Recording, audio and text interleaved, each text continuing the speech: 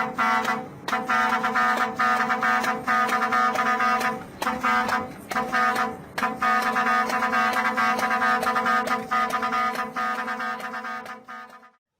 ดีค่ะวันนี้เราก็จะมาพูดถึงเรื่องการใช้สัญลักษณ์ไฟของพี่ๆรถบรรทุกนะคะไฟในการสื่อสารกับเพื่อนร่วมทางแล้วก็ใช้ไฟในการสื่อสารพูดคุยกับเพื่อนๆรถบรรทุกด้วยกันใช้ในการสร้างมิตรภาพบนท้องถนนนะคะก็สเต็ปไฟแรกเลยที่จะพูดกันสำหรับคลิปนี้บอกก่อนเลยนะคะดูได้ทั้งรถเล็กรถใหญ่รถเล็กดูไว้เพื่อเป็นความรู้ว่ารถบรรทุกส่วนใหญ่เขาใช้ไฟสัญลักษณ์ไฟแบบนี้กันเพื่ออะไรนะคะก็สเต็ปแรกเลยระหว่างการขับรถส่งสินค้าเนี่ยโดยส่วนใหญ่แล้วเราจะวิ่งอยู่ทางเลนซ้ายใช่ไหมคะถ้าเกิดเราเห็นรถทางด้านหลังทางในกระจกทางด้านหลังของเราพยายามจะแซงเราขึ้นมาถ้าเกิดเราคิดว่าเราสามารถที่จะให้เขาแซงไปได้โดยที่ว่า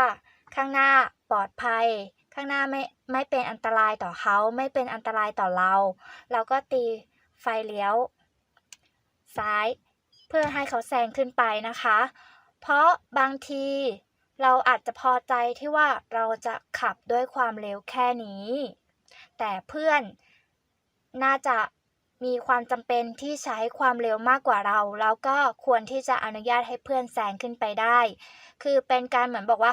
ข้างหน้าปลอดภัยสามารถแซงไปได้เลยข้างหน้าปลอดโปร่งโล่งไม่มีอุบัติเหตุไม่มีด่านไม่มีอะไรทั้งสิ้นที่คนขับรถเข้าใจกันนะคะยิ่งถ้าเป็นทาง2เลนสวนเนี่ยการตีไฟเลี้ยวซ้ายเพื่อให้เพื่อนแซงขึ้นไปเนี่ยยิ่งเป็นสิ่งที่จำเป็นนะคะเราไม่ควรทำกับรถบรรทุกด้วยกันเท่านั้นนะคะเราควรมีน้ำใจให้กับรถเล็กๆด้วยถ้าเป็นทาง2เลนสวนเราก็ควรบอกเขาว่าแซงขึ้นไปได้เลยแต่ว่าถ้าเกิดข้างหน้ามันไม่ปลอดภัยแล้วเนี่ยเราก็ควรที่จะบอกเขาว่ามันไม่สมควรที่จะแซงขึ้นไปนะเราก็ตีไฟเลี้ยวเตือนเขาตีไฟเลี้ยวขวานะคะเตือนเขาว่าไม่สมควรแซงขึ้นไปเพราะบางทีอาจจะมีรถสวนเลนขึ้นมาอาจจะเป็นทางโค้งข้างหน้าอาจจะมีอุบัติเหตุอยู่ข้างหน้าอาจจะมีด่านอยู่อะไรเงี้ยไม่ควรแซงขึ้นไปอะไรประมาณนั้นนะคะแล้วก็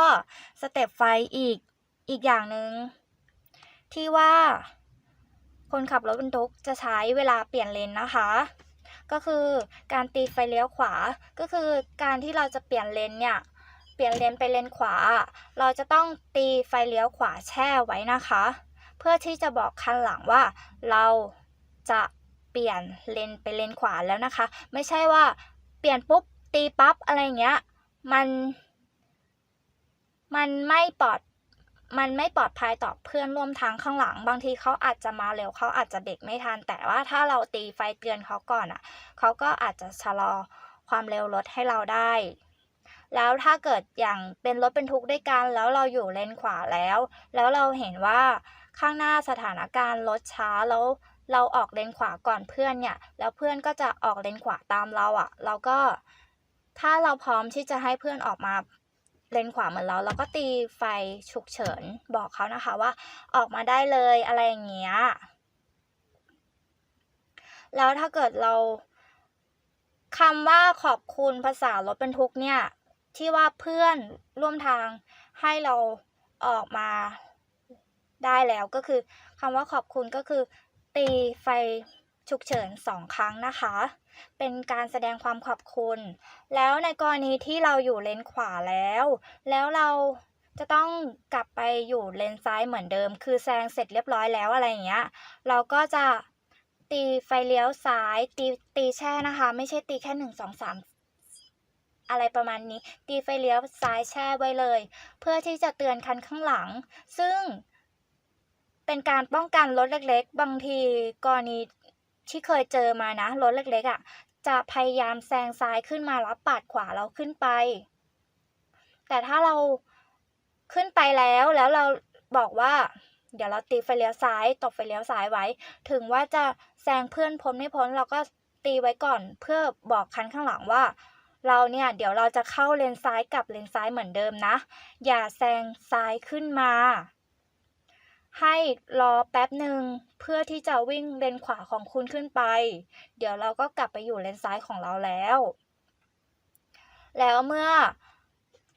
รถใหญ่ๆนะคะรถพ่วงรถเทรลเลอร์เนี่ยมันคือถ้าเกิดเป็นบางครั้งเราจะเจอตู้ยื่นออกไปเงี้ยการแซงอ่ะถ้าเพื่อนคันข้างหลังที่ว่าเราแซงขึ้นมาแล้วถ้าเกิดเขาเป็นแสดงอัธยาศัยดีกับเราคือสื่อสารพูดคุยกับเราว่าคือเราแซงพ้นแล้วนะเขาก็จะเปิดนี่นะคะเปิดไฟฉุกเฉินให้เราเพื่อที่จะให้เราเข้าเลนซ้ายได้เหมือนเดิมบางคันก็อาจจะใช้สเต็ปนี้คือการยกไฟสูง1 ครั้งเพื่อให้เราเข้าไปอยู่เลนซ้ายเหมือนเดิมเรา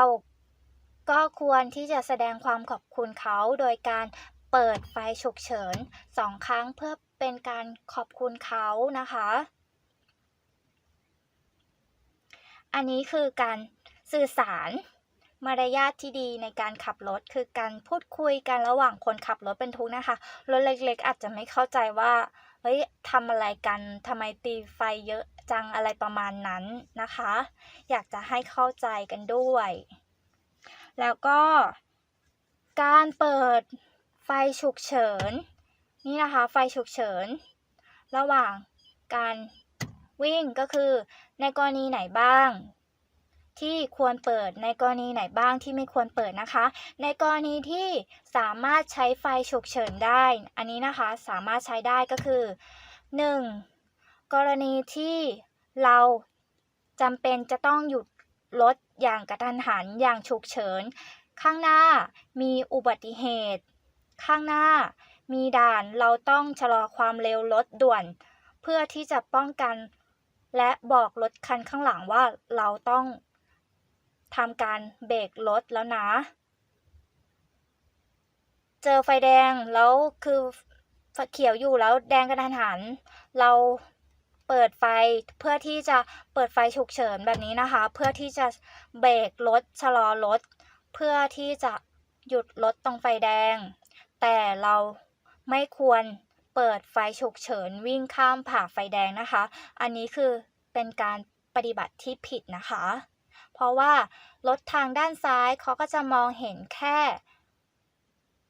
ไฟเลี้ยวซ้ายเรารถทางด้านขวาเขาก็จะมองเห็นแค่ไฟเลี้ยวขวาเรา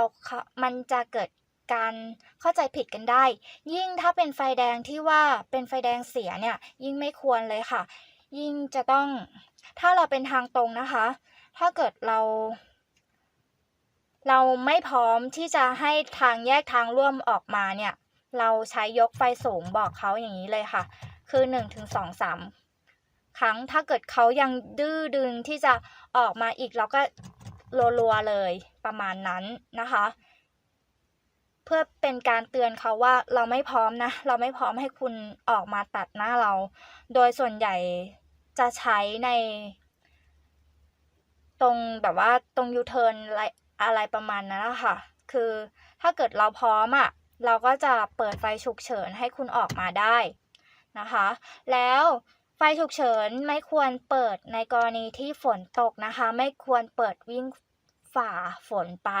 เพราะอะไรเพราะว่าเราไม่มั่นใจหรอกว่าไฟเรามันจะติดทั้งหมดติดทั้งซ้ายทั้งขวาหรือเปล่าแล้วในกรณีที่ว่าถ้าเกิดเราเปิดไฟฉุกเฉินวิ่งผ่านฝนไปเนี่ยการที่เราจะเปลี่ยนเลนไปซ้ายไปขวาอย่างเงี้ยบางทีเราอาจจะลืมเราอาจจะตีไฟเลี้ยวซ้ายซ้ายขว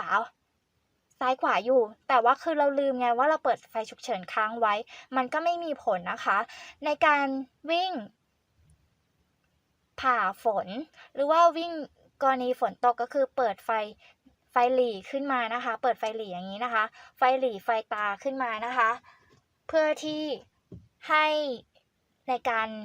มองเห็นของรถคันข้างหลังเพิ่มมากขึ้นบางทีเราก็อาจจะคิดว่า